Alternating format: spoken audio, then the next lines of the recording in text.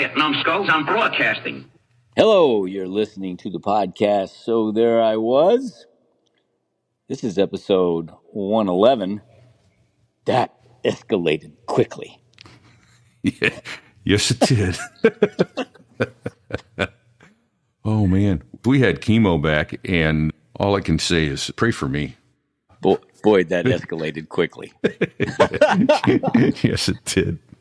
Fig and Kemo were off the rails, and God, was it fun just to try and hang on to that tiger's tail.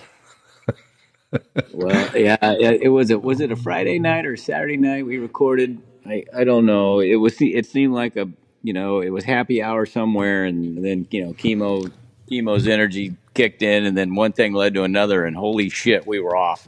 Yeah.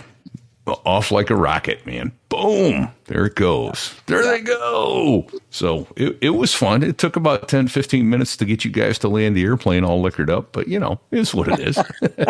It's a good show. Hey, sponsor this week is FTIratings.com. Those are the folks you want to talk to get your ATP, CTP, or your type rating. And instead of doing it in a smelly old Apache or Comanche or anything that may or may not have been maintained and can fall out of the sky, what's a better way to do that, Fig? Do it in a jet simulator, being trained by fellow military veterans and airline pilots in air-conditioned safety, non-100 low-lead, moldy sock smelling simulator. Exactly. By guys who have been through the very transition that you're trying to go through and know how to get airline jobs and know how to get you prepared to get your ATP and to pass an interview ride with flying colors. We'll talk more about that during the show. Yeah. We're excited to welcome them back for a second stint. Great guys and a great program. $100 off if you mention that you heard about them here on So There I Was. So, hey, we had a couple other things this week that, first of all, thanks to Barry Moore, a.k.a. Spook, whom you will hear next week, he gave us a 5-star review. It says, the So There I Was team do a great job chronicling and sharing the great stories from aviation history. So many great characters and great tales of danger, humor, and jackassery. You'll never get tired of listening. There may be a little jackassery in this show, Fig. I could be wrong. There's probably a little jackassery talked about in this show, for sure. Right? Absolutely. Including a drink that I had not heard of before. No. Should we tease it or no? Sure. It's the Jamaican leg spreader. Yeah. I've never heard of a Jamaican leg spreader until this episode.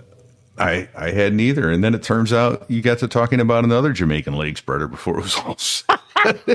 I mean, oh my God. How can this be? Yeah. Yeah. So, wildly off the rails. It escalated quickly. There's just no better way to put it. So. Nope. Hey, send us your ATC questions. We'll have Danger Close Dan back to answer real live air traffic controller type questions, if you have any. Absolutely. It's funny, for people that work together as much as we do with air traffic controllers, the mystery that is that veil between us over the radio, there's so much mystery about how air traffic control works and what those guys do. But man, there's nothing better than a good controller when you need one, and they're there doing their job. So you got that right. Then we get into other thing I wanted to mention in this show. We talk about with Kemo. We start off talking about his flying CAS, and I don't mean close air support. Contract air services. Yeah. Which is a whole other industry. I had no idea. I know, right? And it's contractors that support military operations with air assets. Yeah. So he got out of the Navy and the Air Force Reserve or Air Guard, I forget which one it was. He was flying F-16s, and then he went and flew as a civilian contractor, F-5s, A-4s, Kafirs, Hornets, as an aggressor. Yeah. If I'd only known. I didn't know about the Air Guard, and I didn't know about this. We're just a day late and a dollar short, my friend. Right? Ignorant and sitting in the dark. Let's get out of the way and find out more about it. All right. Hey, don't sit This here is a on true the story ejection seat handle. about Oh crossing a God, no! pond Don't do it. at night in the world's smallest cockpit, on the tanker, through the weather. Oh, and to the tanker crew who did that, thanks a lot. We really appreciated that. I'm just kidding. No, I'm not.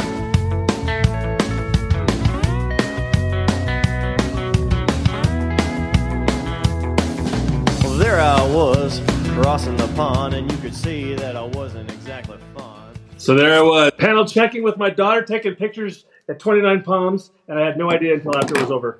And it was a wonderful thing. That's a beautiful thing. And you know what? We don't. This is an audio show 99% of the time, but for those that are watching this live stream, this is what he was talking about, getting that panel check.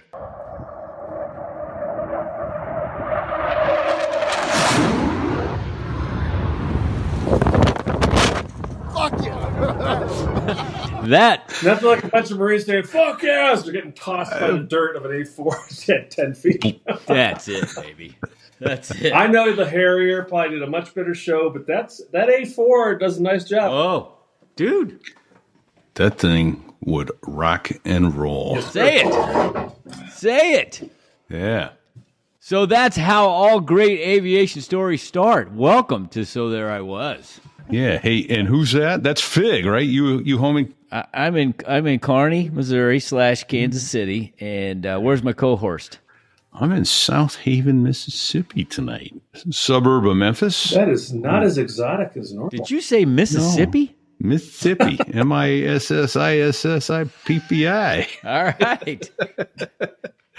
Oh, man, that is guys. how You got all that great down. aviation tales begin. I'm sorry I got distracted by that cool video of that A4 passing 200 feet, right? Is that Yeah, exactly. It was 200 knots. feet. Come on. Probably about 300 feet.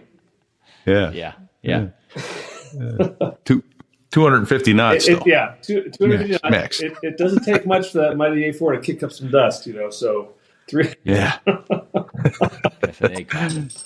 That was awesome. For those that didn't see the video, the airplane literally kicked up dust as it flew over the Marines. So Yeah. very cool. So your daughter was out there filming with him, and word Who is is this? Hold on a second. Yeah. We have our special guest with us, Kemo, Hi. for our for the third visit show. Just over the last call me year hat and a trick, half. brothers. This is the hat trick show for Kemo. Thank you, Kemo, for You're welcome. joining us. You're welcome. And I'm going to go back through and look which other. He was on 40, I think, and 58 is all my right, guess. so this one's going to be 111, baby. Let me just tell you. Were you a VF 111 guy by chance? I was a VFC 111 guy when we stood the squadron back up in 2005 in Key West as an adversary squadron with F5s. I want to hear all about that. I'll tell you about We how haven't that talked happened. about It was that kind yet. of weird, as far as the naming. We weren't expecting that, but it was an honor to bring back the Sundowners. That's a fact. Awesome. Very cool. So you got Repeat and Fig and Kemo here. Apologies for totally getting distracted by the cool video in the beginning of the show there, but thanks for joining us, Kemo. This is cool. Hey, I love you guys. Yeah. You guys are great. I love what you do. So this is tonight we don't need to go into where it all started because we already have that down. But you've done so much in tactical aviation, not just on active duty or in the reserves or that little piece where you were a little time with was it Air Guard unit or was it Air Guard unit? Yeah, a little Air Guard action. It's up in Utah. New Mexico, the tacos. And New then Mexico. Yeah. so Jets. there's so much more to what you've done. This is excellent. So we're going to get to hear some stories from what it's like to be.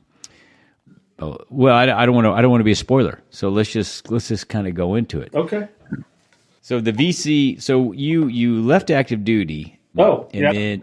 And then you did a little time in the Guard, and then you got back in the Navy Reserves, I think, right? Yeah, that's correct. And then is that when you guys stood up the VC squadron?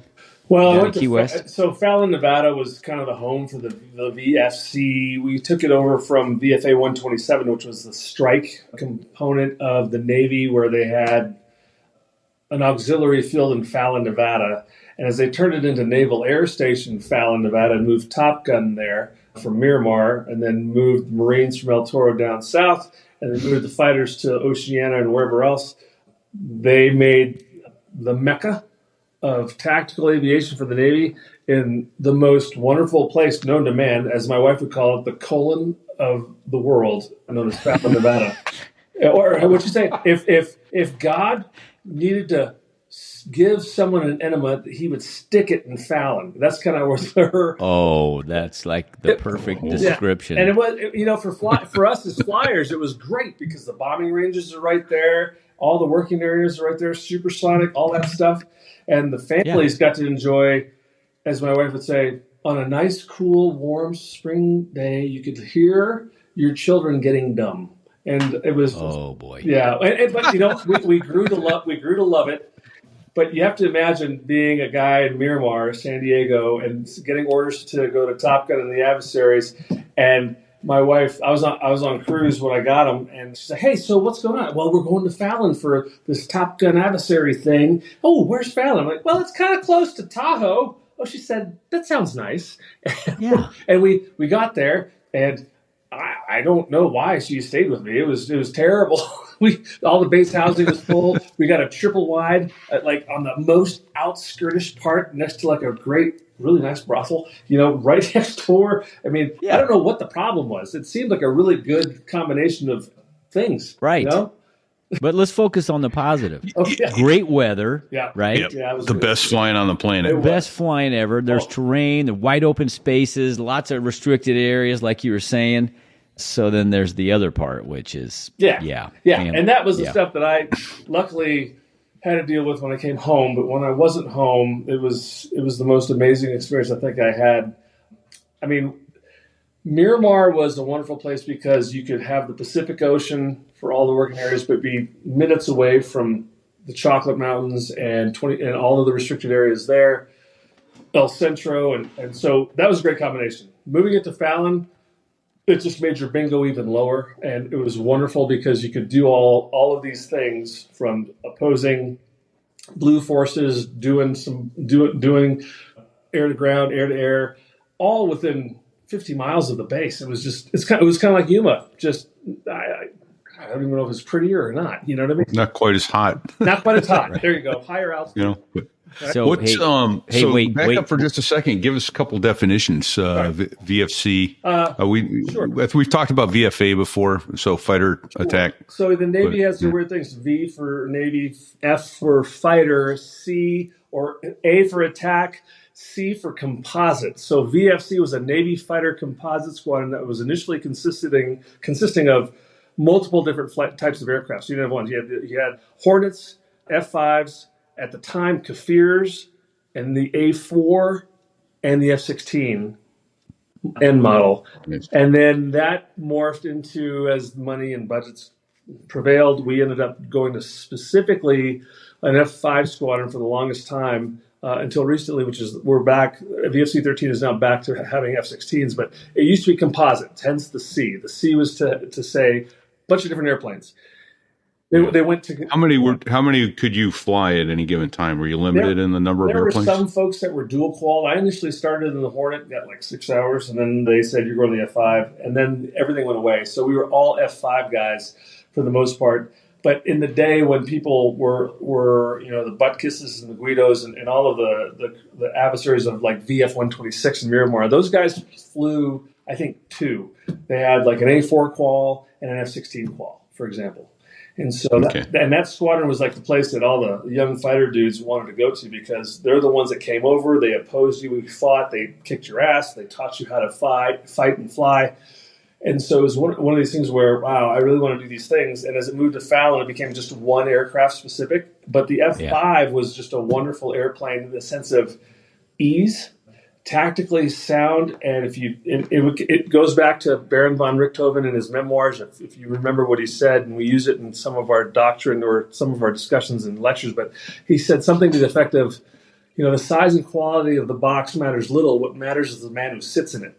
And it really rings true in the F-5 because there's this 1950s airplane that you could literally destroy any aircraft in the world during initial dogfighting and training and whatnot because you just did it all the time. You're so good at it. So it was a great platform to show the abilities of the F-5 to a Hornet, to an F-35. When we were in Key West, we were fighting Raptors. I mean, don't get me wrong, you can kick their ass once, and then as you taught them more, they came around. And the ultimate goal was that you ended up not getting you ended up getting your ass kicked, which was a great thing because you took these guys from a brand new, maybe a RAG or replacement air group, new person to an aircraft, or a weapons school dude that we were fighting in the Top Gun syllabus. You could take them from getting their ass kicked in an F-5 to getting destroyed by them at the end game. So it was a wonderful rite of passage. It was very heartwarming to see the development of our fighter pilots and how they could become better with regards to that, because it's a dying skill with where we're going for centuries.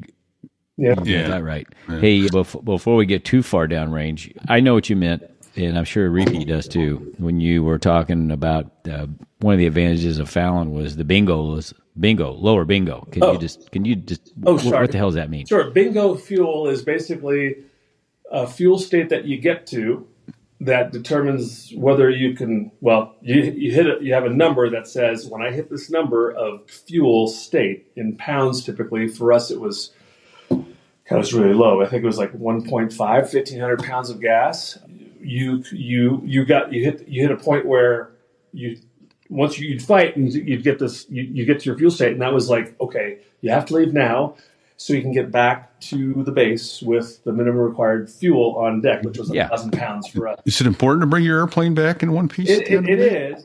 And let's just say when we were in San Diego doing this, we would leave with thousands of pounds more because we were 100 miles off the coast over the Pacific, for example. Whereas in Fallon, we could be doing our same dogfighting syllabus, whatever hop it was, and we could see, just like in Yuma, right? You could just see the field. So you would fight. It was over there. Yeah, it's right there. You could always see it. I could literally, I could literally dead engine glide to this place if I needed to. But you would fight to this number. It was SOP, or standard operating procedure. When you hit that number, you knocked it off. Say, hey, everything's over. I'm going home. We'll see you on deck. And you would land. So that's what bingo fuel is.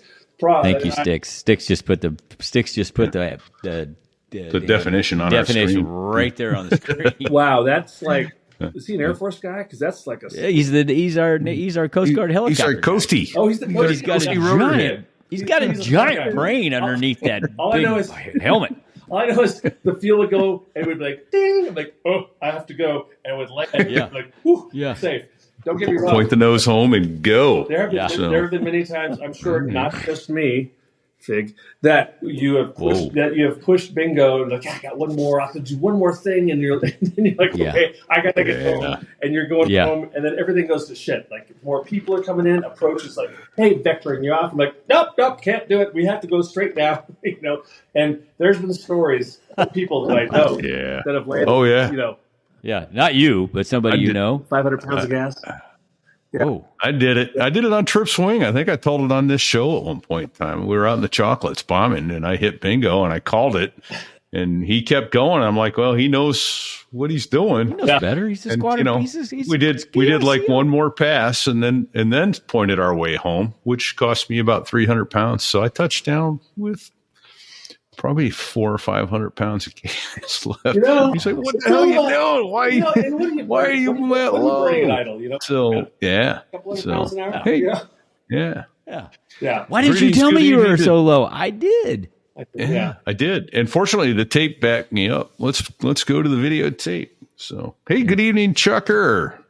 I had a bit of a chat with him yesterday and today, so he's awesome. He's joining us as well. Yeah, watching live tonight. The tech is so much different. Property for sale, pretty much. Yeah, right. Yeah. Oh, yeah. Hey, do you still own any That's my property front in Fallon yard. by chance? Oh my gosh, that's where I live. No, that's your front yard. Pretty much. Ask my Sage wife. and scrub brush and cactus and tumbleweeds. Yeah. And is there a dead cow in the corner Hey, over there? I thought we weren't talking about old stuff. I can talk about it. Yeah. You know, I Are you serious, guys? Man, okay, that resided in Middlegate, Nevada, the Middlegate corridor.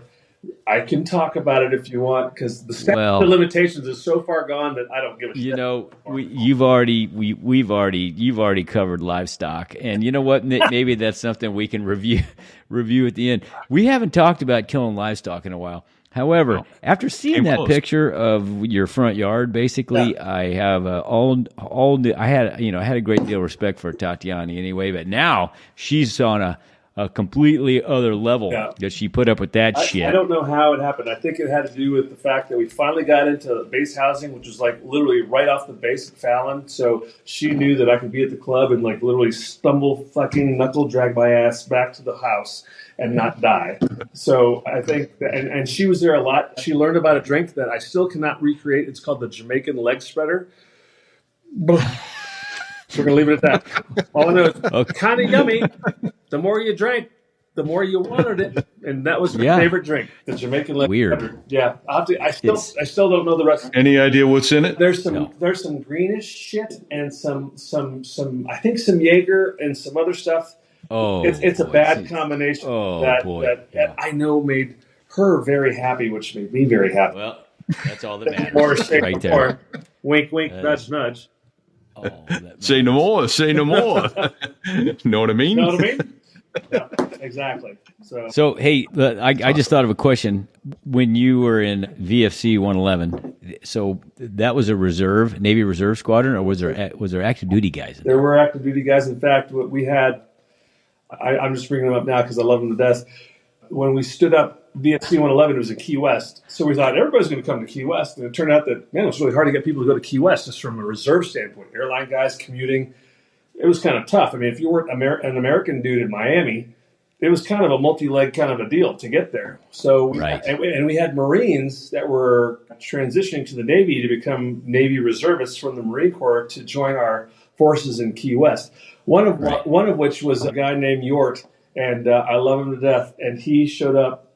And one of his indoctrinational things into our squadron, we had a dining in or out. I can't remember what it is. The wives were there, but the CAG or the head dude, of the dining out was like, in order for him to be, we need to. You must do an amphibious assault into our regime, and we will welcome you accordingly. So Yort, who was initially in his dress blues for the function because we were all dressed up, basically went down to full commando Marine and ingressed with just basically his shoes and his skivvies into the place in this crazy amphibious assault, if you will, and took charge of the entire place and won over the entire crowd, especially the wives, because he was virtually naked. My wife still remembers it, goddammit. But so he was our first Marine that we brought into VFC 111. And we had, I think, about 2 or 3, but Yort was one of our plank owners of the Marine Corps world into the VFC world of the Navy. So Yort is short for something, or is it an acronym for something? That's his call sign. That's his call sign, YORT. I don't know. I never asked him about that. That was his name, but a great man. And we did a lot of contract air services. He was on the ATAC side. I was on the Draken and TAC Air side. And so we got to share a lot of things along the way. He's one of the few 1,000-hour patch wearers of the Hawker Hunter, which means he's fucking crazy, by the way, because that is retarded. But he survived that entire thing without incident, as you probably know through probably some of your discussions. I mean, Hawker Hunter flyers either made it or they didn't, and the guys that didn't, that punched out, they're all fucked up. I mean, it's just so Hawker Hunter is single engine. Yep. Single engine tactical jet. Single engine jet. I don't know where it comes from. It's a British jet. It's a British jet. It's a Hawker civilian. And they used it to do all of. Was it like a delta wing thing? Kinda, not really. Yeah, sorta. I'm guessing that Styx is working on it as we speak. It's not the prettiest of airplanes. All I know is that thing, right? Oh my gosh! Look at that. That thing. That doesn't look those like guys flew those things in the craziest of places, to the craziest locations. To the point where we were like, okay, here's an example. So they were at Kadena. That's uglier than an A6. Dear God. It looks like a So we had those guys, and I was in Guam at the time, and hey, ATAC's bringing some Hawker Hunters down to Guam. We're like, okay, cool. Well, I didn't realize that there were dudes that would fly from Kadena in a Hawker Hunter. I don't know how old this is, 1950 something, and they're literally they put a GPS 3 whatever that block on top of their deal, and they would fly open water to Guam. Yeah, single seat. Yeah, only single with that engine, little single GPS. Seat. Yeah, with the GPS, with the Garmin Pilot 3 sitting on the dash. And I'm like, oh man, no HF, no real comms. I think they stopped at Iwo Jima as they went there, and so they landed in Guam. I'm like, and I met up with my buddy Psycho and Bat Masterson, and anyway, they showed up. I'm like, how did you guys get? Oh, we just did this. Yeah, we flew from here to here. I'm like, in that? I mean, you remember wasn't there like a boat that sank and like everybody got eaten by sharks? I mean, are you freaking crazy? Yeah. They did all that shit. And I was like, yep, nope. I wouldn't even take, I took the A4 out over a couple hundred miles over the ocean to do work with the Marines at night on goggles. And I'm like, this is the most ridiculous thing I've ever done. I'm looking at San Diego on my goggles 200 miles away. I'm like, I hope to God nothing happens because I will never be found, No. It's a big ocean, and you are a small basketball-sized floating object. I was like, yeah, I know the seat's good. I think everything's good. So after that, I was like, nope, I'm just going to stick with CAS. I'm going to do lines for my brother Marines and sister Marines at 29 Palms and Cherry Point, and that's it. Nice. Single engine. So this is. So we kind of segued into this really fast. So let's back up. Let's back up. Let's back up. Let's back that truck up. So what you're talking about is being a civilian pilot working for a company that has a government contract. Yeah, basically we call it CAS. Ironically, same acronym, but it stood for Contract Air Services. And there's a few of them, right? There's ATAC and TAC Air and DRACA. Yeah. Some other things. Can you just give our listeners an idea of what kind of services we're talking about? What kind of? So these companies did everything from way high end, big brain beeps and squeaks, doctrine level, tactical development, training and training plans and stuff, all the way down to test and evaluation to a degree, and actually operationally providing aircraft as red air, as the bad guy, and these companies would oppose blue forces, our DoD brothers and sisters that are active duty, and we would be blips on a scope to do maneuvers and provide them training. And the concept was really that an A4 or an F5 or whatever that costs a couple $1,000s an hour to run is a lot cheaper than putting a Hornet F-35 or whatever that's $15,000, $25,000, $30,000 an hour to run. So hey, we're a lot cheaper. We can do the same sort of thing. So they took advantage of that, and we would augment large force exercises or air wing events for the Navy, and be part of the package, if you will, that would oppose their mission. And so we would do that in whatever form they wanted. Hey, today you're simulating this type of aircraft, it's this type of country, you're going to go do this thing, and this is what we want to do, but your mission is to defend the motherland, and you're going to use your doctrine, which we have obviously known and studied and perfected, to present this presentation locked up so that they can get appropriate training. So all the companies kind of do the same sort of thing. We all just have different kinds of airplanes, and for me, we did it in A4s, L-159s, Mirage F1s, South African Cheetahs, and now I've been out of it, but now they've got F-16s in the mix, and there's some companies that bought Hornets. So there's all these people trying to provide this service. So. Yeah. That's what the contract air services do, and it's everything. And Draken was significant in the sense that we provided not only air to air, but we would do air to ground support for the JTACs and the ground guys learning how to call in effects and fires for ground forces. And so we would provide air to ground services for them. And nothing could be further from more than miraculous or certain. I don't even know what the word is. Here I am. I'm in my 50s. I've retired from the Navy, and I'm still flying a tactical aircraft that's wired for bear. And I am carrying bombs. I'm going to drop live in a bombing range for the Marine Corps so they can get training.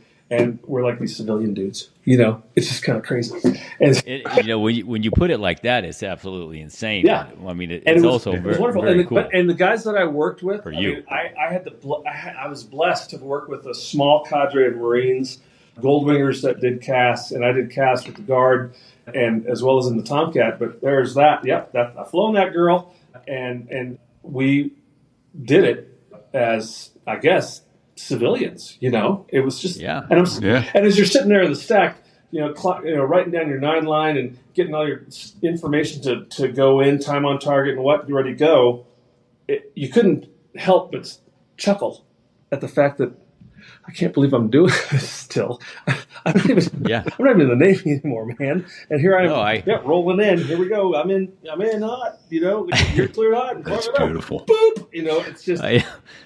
It was. I know. Well, there's several of you guys that I would run into from time to time that were still doing that, and I thought to myself, "Good God!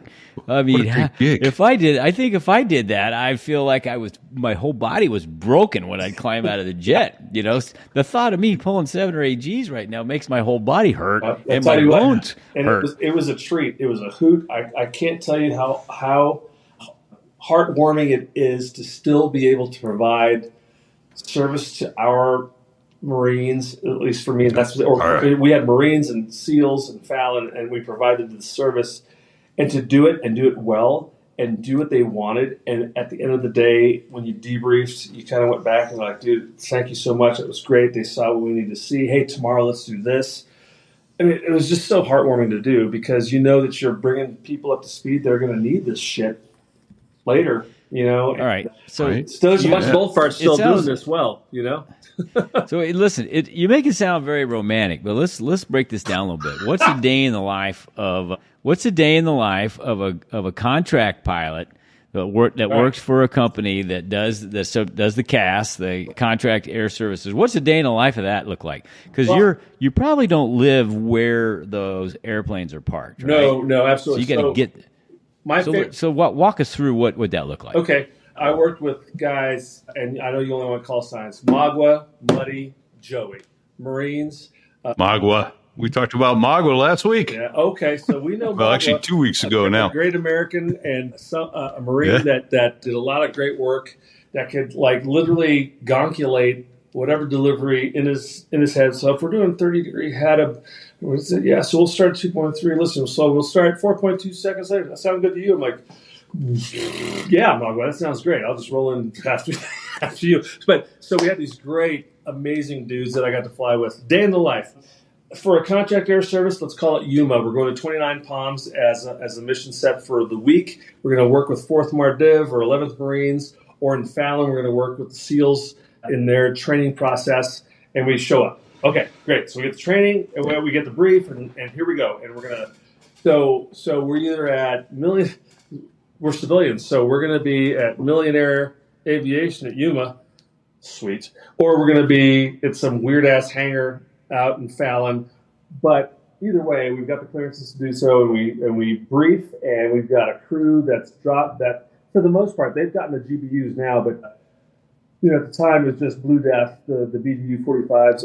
I'm trying to make this English. Training bombs that have basically an impact trigger that has smoke, so you can see where that is. But we drop bombs, and so we have them load those up. And for the A4, we would carry 6-ish, if not more, on our centerline Murtaur and get that done.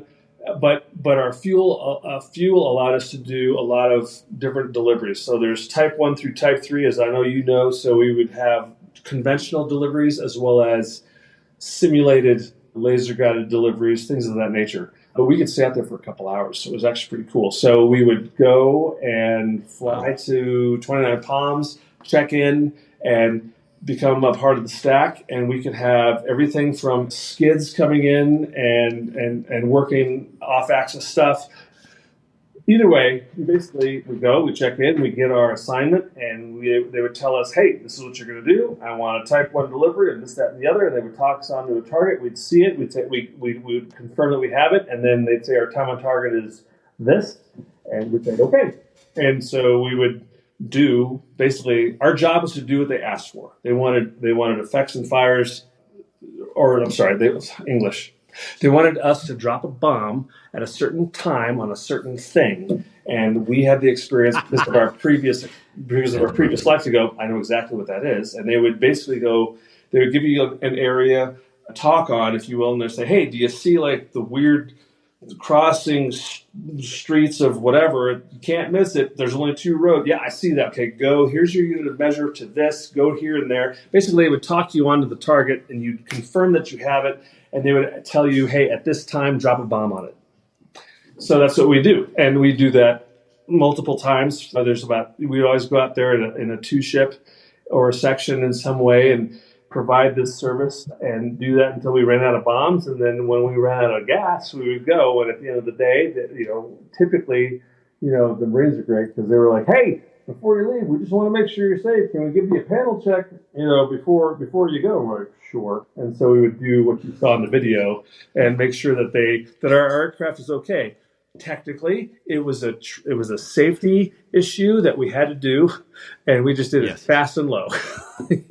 Yes. So they could see that the panels were absolutely. all They had to be the panels, so we had to be at 200 feet, and slow-ish. But then we would do that, and we'd go back to Yuma, land at the FBO park, and then we would debrief them real quick, and then we would do it again the next day. And they had a syllabus that they would do, that they would get their guys spun up with, and we would just do whatever they said. Probably one of the most rewarding things I've ever done. You're talking 1 sortie a day? Yeah, and sorry, John Hall, panel check. A panel check technically is a flyover of the ground troops so they could look at you and go, yep, all of your panels are on, you're not hanging anything, okay. And you're good to go. You haven't like fucked up your airplane, really. Of course, it's very accurate because you're going by at such a slow speed that there's no doubt they'll be able to see that. 210 knots and 300 feet. We would just make sure they can see it. They can bring out the binoculars. Like, yep, your aircraft is okay. That's exactly how fast it looked like you were going in that video. Realistically. And the A4 was great because it was an F-16 HUD and the thing. So we, standard stuff. I mean, you basically just got down to, 10, 20 feet and as fast as you could go because they just wanted the sand kicked up in the face and it was just the show. And we would just do as best we could to go as low and fast as possible. And there's nothing more than a bunch of Marines just loving every aspect of that to go home and talk about it, so. And that's how the videos came to us and things of that nature. So it was wonderful. But technically, it was 250 knots and 300 feet. Don't make any mistake. That's what that was. Your parallax is seeing other things. Someone just sped up the film there. That's all that was. Zoomed in. Pretty much. Hey, trying to get you in trouble. Yeah, we got someone here who has some questions. May know about you, dude. Hey, ridiculous landings in the Tomcat in New Zealand. This guy. Okay, listen. I know this guy. He's like MI6 stuff. I don't know if I can even talk to him right now. Well, he wants to know about crazy some ridiculous landings in the Tomcat in New Zealand and the F5 tire issues and bags in the back seat. Jesus Christ, Poi. What the hell are you bringing up, dude? Okay. But he's only half a word. His mind has shifted over the years. I have not done any Tomcat landings in New Zealand. As far as the F5 goes, Key West was kind of crazy because, the runways are made out of coral. And so it's a very cyclical, as one of our pilots, Sleepy Thompson I think he was from Mississippi, he had some great language. And he's like, when you go down to Key West, it's kind of slickery. You can't get no gription.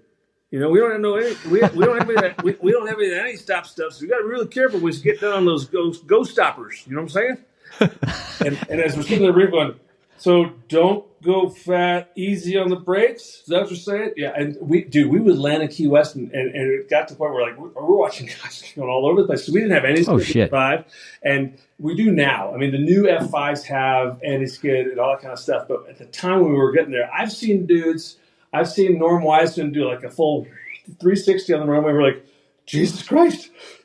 He's still most okay, good. He's not going to die. I mean, it was just because those coral runways were really slippery. So I'm wondering what Poi is getting to, other than they were sketchy with regards to landing on wet runways. And so we had an SOP-ish kind of a thing where it's like, hey, dude, if it's forecasted to be dumping shit, we're probably not going to go because we're just not good enough to obviously deal with like standing water.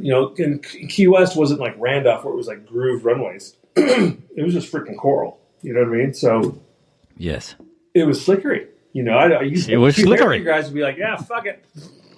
And you're fine. But for us, we're like, yeah, slow landing. It's much safer. Yeah, we'd do a slow landing. We'd land at like 40 knots, and then who cares? Right? Stop. Look, I don't. It's safer to stop and land than land and stop. The tech on your get on the go stoppers. Who are you people? That does not look like Kemo that much. I mean, we have gone from I didn't even know this was a video thing on Video One to now there's all this connectivity and people talking. What the heck is all this stuff? Oh yeah, people are watching us live stream on YouTube and such, and Rumble. Although the Rumble right now says with Lawman, so Danielle St. John. But, we'll talk about it. We'll talk later, Poi. Jesus Christ. Here, wait. Here. I have something to say. There you go. There's my grandson. There you go. All right. Oh, I see. He's flying the bird. That's awesome. It's a quick thing. I was like, that kid's going to be a fighter pilot. We're good to go. Yeah, you're damn right he is. He's like, hey, watch this. So, I have just been talking to you. So have I been staying on track, or am I supposed to go somewhere? I'm sorry. Oh yeah, no. These are good. Okay, so here I got a couple questions fired up, but it's hard to get them in when you're going. I don't want to stop you when you're going, right? I mean, it's all good. It's like the Germans bomb Pearl Harbor, and we're like, no, man, just let him go. He's on a roll. Exactly. All right. What do you got, Big? Tell me. Yeah. All right. So here's what I got. So you're down in Key West, and hold on a second. So the Key West is not. Did you do Draken ever out of Key West? I did do no. I did TAC Air, which is another company out of Key West. Okay. So let's narrow this down a little bit. Okay. How many different contracting companies did you work for over the span of your? Only two. I mean, I would love to say. If you talk about Kemo does everything. Yeah, he's always doing something else. And next thing you were always doing something else. It seems But really, no. I mean, I started with a company called Draken International, and only because Snort Snodgrass, an old skipper of mine, was chief pilot there. And he's like, hey, man, I need some Goldwingers to come up. Come on, do this stuff. I'm like, okay, I'll do that, boss, because you're there, so I'll fly with you. And that's where I got into the A4 and the L159. I primarily flew the A4 over time and did air-to-ground stuff with the Marines and the Goldwingers for those contracts. And then they, you're only as good as your next contract. And so they lost a bunch of stuff. And next thing you know, they went they went somewhere else, and they didn't have the CAS contract anymore, the close air support contract anymore. So I was like, well, and it was kind of funny. They're like, hey, so we've lost the contract. We need you to come back to Nellis so you can do red flag. And I'm like, that's not happening. I'm not doing red flag for you. Why? Because it is the biggest ass pain known to man. The Air Force guys, it's kind of funny. All my Air Force brothers out there, hey, love you. Not really, because they loved this whole concept of flying. He's just kidding. No, he's not. 500 ship kind of thing over Nellis or Nevada. He's not kidding. And then they would come back and spend hours like validating stuff. And it's just like, dear God, here's my car. You killed me. Wait, do I need to sit here for another 3 hours, mate? I know, right? All you wanted to do was, hey, I just wanted to go. I was here, I did this, and then leave. Yeah. Right? I'm like, I'm done. I died. You said ComEx, fights on. okay, hey, Bandit 1, you're dead. Roger that. That was like 30 seconds into it. Fuck, I'll go home. But I was expected to stay like 5 more hours, I'm like, whoop. So anyways, I was like, yeah, not going to happen. So I left Draken once we lost our close air support contracts and met up and hooked up with some of the TAC Air guys, which are F5 dudes primarily out of Fallon and Key West. And I was like, well, that's my old home. So they brought me in. I already had a type rating on the jet, so it didn't cost a lot. And so they brought me in, and I got to fly with them for a while. And that role was more Navy specific. So that was fun. Okay. And that was good. But again, it was, contract air services is kind of like a really high-end escort service, And it's kind of like, you look good, nice tits. You come with me, meet Bulgrave. Augustine, he likes you. You work with him. I'm like, do I have to suck his dick? No, but maybe. And so it was one of those things. Like, okay, I'll try. You keep looking to put more makeup, more pretty, and you go. And it's like, okay, I'll do this. And so that's kind of how contract air services is. All right. Okay. Contract air services, like high-end escort service. Yeah. Yes. That's kind of how that is. Like high-end escort. Yes. Yeah. Okay. But they do good work. Hey, don't judge me for what I do. I'm proud of my job, Fig. Okay, I enjoy the fact that I can provide a service. Okay, yes, Christ. Yes, like high-end escort service. Yes. I'm just saying. Like you were worried about having to provide extra service. There. I was afraid we weren't going to come up with a title for this episode, but I don't think there's any chance we're not going to come up with a title now. Oh no, Well, it's between that and you could hear your children getting dumber. Hey. It's probably better now. This is like the mid-90s. Yeah. Okay? Oh, are you sure? It is a whole lot better now. Yeah. It is a whole lot better now. Think about it. They have a Starbucks there. There's a Walmart. There's like a Holiday Inn Express. There's some shit going down. No longer is there just Pigs in Space Night and the bird farm. And the bird farm. Yes. Hold on a second. Okay. I got to write this down real quick because I want to go back. Real quick before we get too far down range, because you go fast. I don't know if you realize this or not, but you travel at 480 knots constantly, and I'm just trying to. That's like standard, yeah. Okay, so let's back up a second. You mentioned being in support of Red Flag, not good. There's good and not good. This is not good because you're required to be in a debrief and wait for all this. Certifications. Yeah. Whatever, right? Sure. So let me ask you this. I'm guessing, as a pilot, as a contract pilot, you're kind of like an hourly employee, or how does this work? You get paid by the flight hour, you get paid by the day. How does that work? Yes, is the best answer I can give you. Some places pay by the day, some places pay for the hour, and that's where it got into those like, hey, if you want me to be here for like the 4-hour shot valve debrief, I'll do it, but you're going to pay me. It's sounding more and more like high-end escort service. We paid you for your 2 hours of flying, but expect that you do this. I'm like, no, not really. No. And listen, at the end of the day, we can have that selfish thing.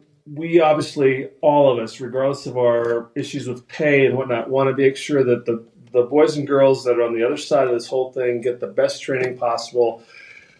And we're there for that. So please understand that that's what we're there for. On the other side of that, though, you're sitting there going, dude, if you're not going to pay my ass for the next 4 hours, why the fuck am I here? Right. That's kind of an issue. So it's like there's this balance of how do you want to do this to compensate contract dues to do this, because you're kind of like going, hey, so we just paid you for your 1.8 flight hour thing of flying this mission, but now you got to stay for another 5 hours.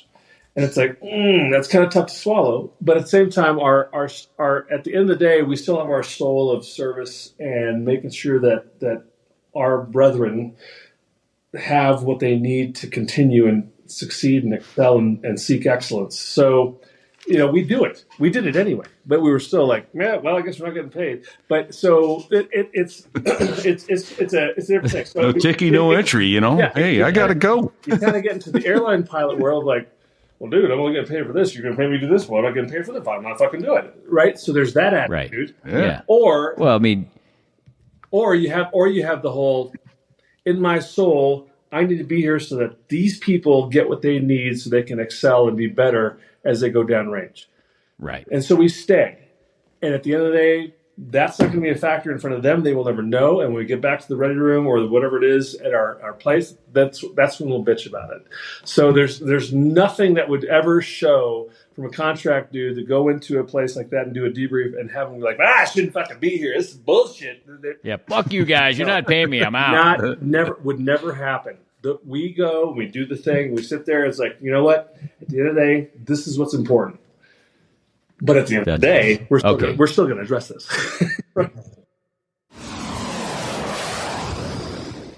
Greetings, all you future airline pilots. Repeat here from So There I Was. And if you've ever aspired to pilot a commercial jet, you've got to hear about Flight Training International. Since 1993, FTI has been the front line in transforming capable military pilots into world-class commercial aviators. What sets FTI apart? First off, their simulators. We're talking full-motion FAA-certified rigs that replicate everything from an A330 to a Boeing 737. These are the same simulators used by the big names in flying. Airbus, Boeing, you name it, ensuring you're training under the most realistic conditions possible. FTI's story starts with its founders, veterans who know the struggles of transitioning to commercial aviation firsthand. They experienced the inefficiencies of the traditional path and decided to forge a new one, focusing exclusively on what it takes to pilot large airliners. No more underwhelming sessions in light twins. At FTI, you train in the big leagues. Every instructor at FTI is a seasoned commercial pilot, equipped with decades of experience in both military and commercial sectors. These aren't just teachers, they're mentors who have navigated the very skies that you aim to conquer. They understand the complexities of modern aircraft and global routes, ensuring you're not just certified, but truly prepared for anything the job throws your way. And there's more. FTI's training programs are meticulously crafted to accommodate your schedule. Their courses are available via an innovative iPad app, allowing you to study anytime, anywhere. Whether you're on a boat, overseas, or relaxing at home, FTI brings the classroom to you. So here's the special shout out to all you listeners. Mention So There I Was when you register and you'll receive $100 off your first course. Whether you're eyeing a type rating or an ATP certificate, FTI is your gateway to the big time. Visit FTIratings.com to start your journey. Remember, that's FTIratings.com. Flight Training International, where your career ascension begins.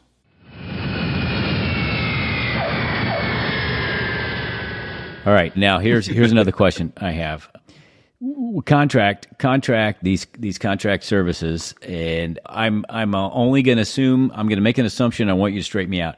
The maintenance, the guys that maintain the airplanes, they were probably former military guys that kind of took care of those kind of airplanes anyway, so they had some expertise. Yep. What was the safety culture? Were you ever concerned about, would the ejection seat work? Was the airplane safe? Talk to us about that. So there's one thing that I will say. When they like with Draken, for example, they were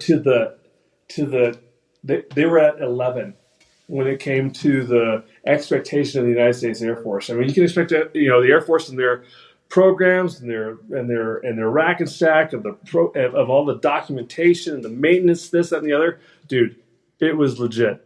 I mean, you sit there, you're like, I'm going into an A4 Skyhawk, and I'm going to go do some shit and come back. And not once did I ever worry about the maintenance of the aircraft, because the guys that were there were at that level. Air Force, Navy, Marine Corps didn't matter. The regulations and the policies were there, and they maintained them. Yeah, did shit break? Absolutely, because it's an old fucking airplane. But at the same time, and you're horsing it around. But that happens with all machines. Absolutely. So shit breaks, right? But I never was concerned about the people that worked with me. I loved all of them, and they were I don't know if it's because they were civilian at this point, but it was like, it was tighter than it was ever in the active duty military. Because, the military, you got hello, sir. I'm not going to talk about. Yeah, talk about this. you guys were probably on a first name basis with everybody, and you were high fiving, Yeah, right? I mean, when I was That's nice. when I was at Yuma doing close air support with the Marine Corps, I mean, we had 4 dudes there, or 5, 6 dudes, and we knew everybody. We would, we drank together, we hung out together, we took care of each other. It was a family, and so there was never a concern of flying aircraft or being concerned about the safety or the maintainability or the overall effectability of the airplane. So I knew these guys would take care of us. Shit just broke. And usually for the A4, as you probably all know, because we flew the A4 all together in the training command, what happens? What's the worst that can happen? You pull the rat and you go home, right? I mean, never was like, hey, so if you get an engine failure here, I mean, shit was solid, So it was never a concern with that. I never, especially as a contract guy, if there was ever a time they'd be like, I'm not flying that thing because that's fucking crazy. Never occurred to me in my time with the F5 or the A4, the L159 at Draken or TAC Air or any of the contractor services. Those guys have been fucking great. And I loved every one of them because I think it was more personal, because it wasn't military anymore, so we could hang out. It's like at the end of the day, we'd be in the hangar or in the freaking thing at Millionaire, and we'd bring it in. I'd break out the beer. We'd all go, me and Mago to go, or whoever, we'd go buy booze, and we would just drink and debrief and talk about shit. You know what I mean?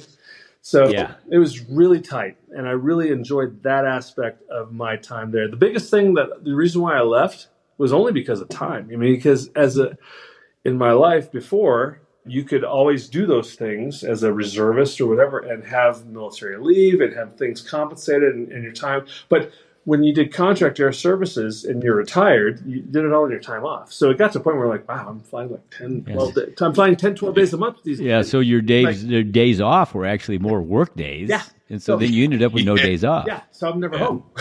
So I'm like, well, shit. I get it. I should probably, and so I got to a point where like, I should probably at least make sure my wife knows what my face looks like. Then, because there's like, she's got the face of like Armando or, whoever else it is that comes over. But cool boy, cool guy. Yeah. Does she remember who I am? Raphael. Jesus Christ, So that's kind of where it got to me where I was like, dude, I just need to be home. I want to be home and just make sure that I'm there. So she actually remembers that I'm the dude she married, Yeah. Yeah. Well, so you made reference, it seems like an hour and a half ago, but it was probably like 6 minutes ago, to a term. And I want you to cover the. What did you? What are you trying to say? Nothing. You talk I'm faster just saying. than me, Marie. No. It's a small head. You talk. You like just 7. And you're like, what the fuck did you just say? Slow the fuck down for a second. Okay. Idle. I'm listening. Idle. Right? Yeah. You're God, in. Bless America. Okay. You're in the wires. Idle.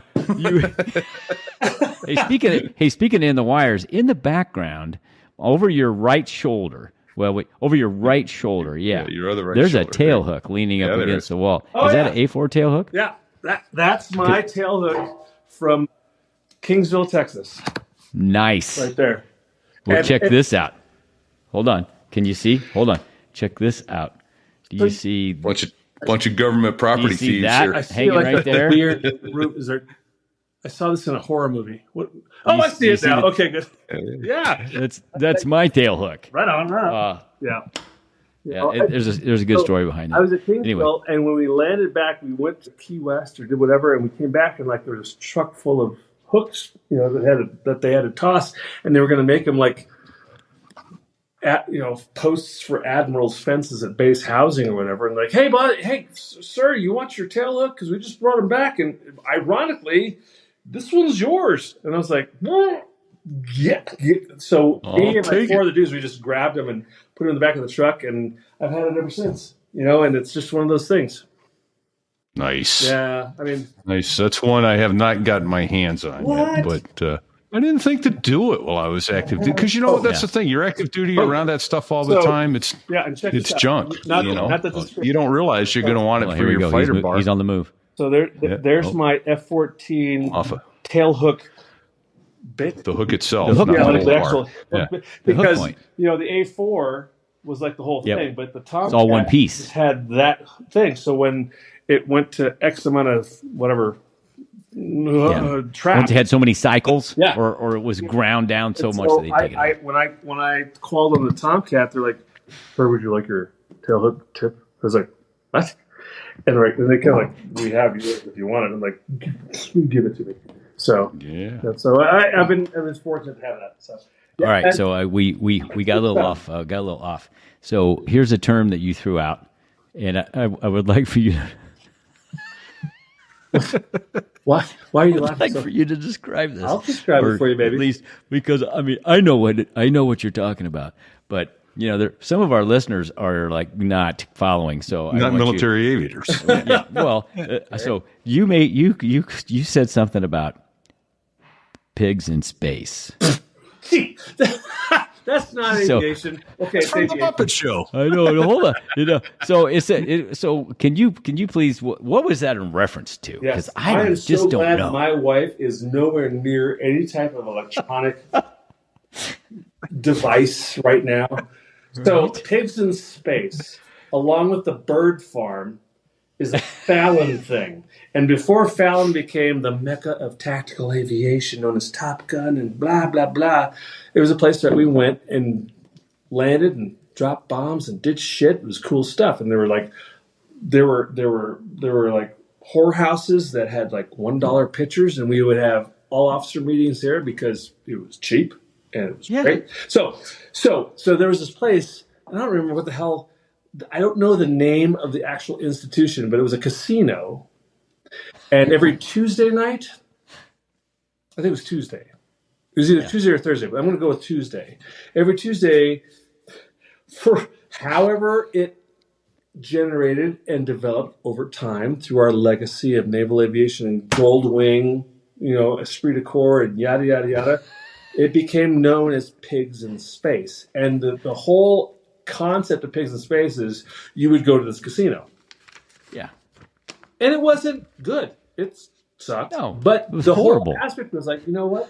It's kind of like Guam. It's like, hey, what's Guam like? Well, it's kind of like a dummy map. You know what? If you lower your standards really low, it's a really good place. So if you do that to this casino, it's fucking awesome. So we would go to this place, and it was a place where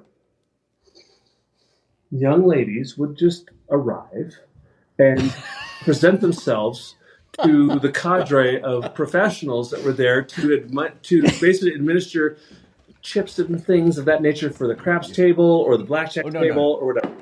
Okay? Yeah. So it was a wonderful experience because we got to meet people and we got to say hi and we got to know, hey, you're an Aries. Oh, you're a Sagittarius. That's great. Let's play cards. Not really. So it was a great place. Cards. You basically met a bunch of bitches. And they were there looking to go, and they were waiting because every Tuesday they knew that all these aviators were going to show up at the freaking casino, whatever that was, and put their beer goggles on. Sticks put up that. Yeah, they were not. They were not the Parumph, J.R. Carrington kind of like hotness porn level. It was kind of like, hey, how you doing? I'm Sylvia. Yeah. Oh, you're good looking. You want me, right? Look at my titty. I got one titty, but the other one, we cut this one off, but this was good. That whole thing. That's Pigs in Space. And over time, usually at the end of the night, you're watching the JO, the Junior Officer Squadron. You're like, should we save him? And usually it was like, no. Now let him go. Right. And you would watch him go out with the one-titted, toothless Sylvia person to the truck. And there was a point when you woke up like the next morning at 10 going, fuck, should we have helped him out? I hope he's alive. No. You know what I mean? I hope he's okay. That is Pigs in Space in kind of a nutshell. Well, I have to tell you, it triggered. I didn't know. Are you triggered, Fig? Well, I'm triggered because I didn't know if you were. I didn't know. I did. So on Wednesday nights. Well, so first of all, we El Centro, NAF El Centro. Hell yeah! Oh, so the place where you hung up the panties and the bar and the bras. Spend a little time there, And on Wednesday, so there was a prison, off the west end, 5 miles off the west end of the runway. Yeah. And if they were landing east for some reason, you would report slammer for the break, right? Because that was a 5-mile initial. Well, on Wednesday nights was ladies' night at the club there at El Centro, and all of the federal security guards that worked at the prison, female, would come to El Centro because they had an ID card they could get on base. And so we called Wednesday nights Pigs in Space Night because these were all really Aggressive. no, just very heavy set, very solid Oh, correctional facility workers. Julie, why do you have this stick? Why are you handing what is this stick thing? I know. So when you said Pigs in Space, I thought that's where you were going, but I just wanted you to go there Yeah, hey, because I baby. knew I it was mean, going to be listen, good no matter what. I can't tell you. I mean, dude, it was just you couldn't buy a ticket you just to watch. Just like, hey, I'd like to have an observer pass, please, and you would just literally like blow your mind. I mean, in Fallon, Nevada, population at the time, I don't know, 10,000. I mean, I don't know if people came. That might be liberal. It was liberal. I mean, dude, it was. There you it know is. what I'm talking Hey, about, does that look though. familiar? Yes, that's it, dude. Got a picture How up do you there, know- and where do you find this shit as we're talking? well, that's our time? producers there. That's Bag. Dear They're God. these amazing pictures Holy on time. shit. There is nothing I So can put hide a from picture you. of the nugget. At least I know that you know that I'm not fucking bullshitting you because you're pulling up stuff. I'm like, oh, that's the one I triggered. Right? I'm just glad I never saw you or Fig there at the same time because Lord knows what y'all are